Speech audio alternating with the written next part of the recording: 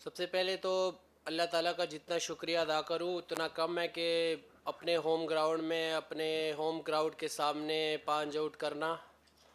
اور اگر میں سچ بتاؤں جس کے بارے میں نے سوچا ہوا تھا کہ میں نے اپنے پہلے 5 آؤٹ کر کے میں نے کس کے نام کرنے، اور تاکہ میری امی ٹی وی پہ دیکھ سکی کہ میں نے 5 آؤٹ کیا اور میں نے اس کے نام کرنے، لیکن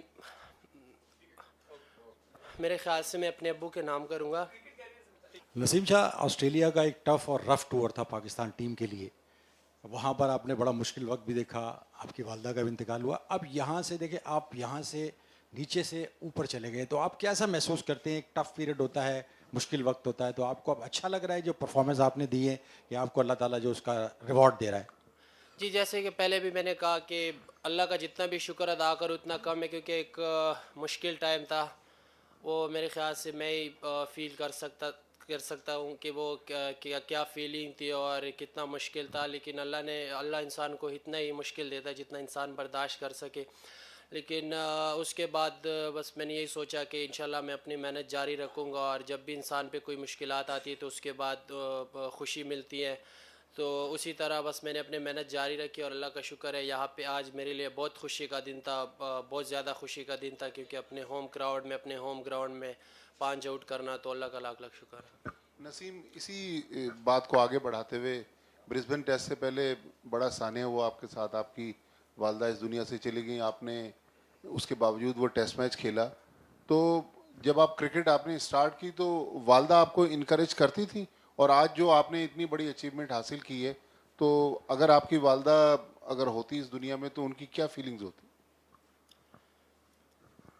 سر، جیسے کہ پہلے بھی میں نے بتایا کہ وہ میں بتا نہیں سکتا، کیونکہ شاید میرے گھر والے دیکھ رہے ہوں گے، اور میرے ابو پھر بڑے پریشان ہوتے، تو وہ میرے دل کے اندر ہی رہے. لیکن اتنی مشکلات تھی کہ اللہ نے مطلب اتنا صبر دیا، اللہ کا شکر ہے.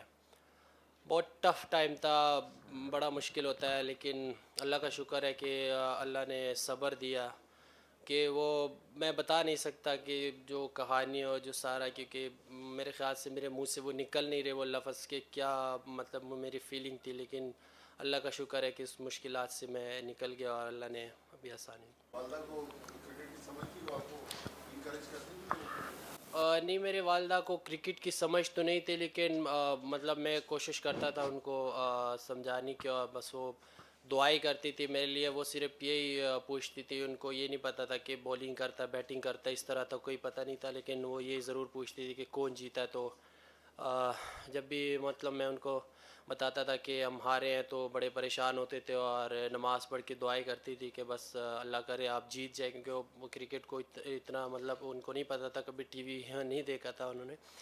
اور بس دعائیں کرتی تھی کہ اللہ آپ لوگوں کو کامیابی دے. اور میں نے اصل میں زیادہ تر ٹائم لاہور میں گزارا، اور میری امی لاہور مطلب نہیں آتی تھی، کیونکہ وہ گاؤں کی عادت تھی ان کی، اور وہاں پہ زندگی ان کو تھوڑی سی مشکل تھی گزارنا. تو ابھی جب میں ٹیم میں آیا تو میں نے اپنی والدہ کو کہا کہ میں ابھی ٹیم میں گیا، اور ابھی میں بہت بزی ہوں، اور جب بھی آؤں گا 2-3 دنوں کے لیے ٹریننگ کے لیے آؤں گا، وہ بھی لاہور، کیونکہ وہاں پہ کوئی فیسلٹیز نہیں ہے. تو میری امی لاہور ہی آ رہی تھی اسی دن جس دن کی ڈیتھ ہوئی ہے. تو بس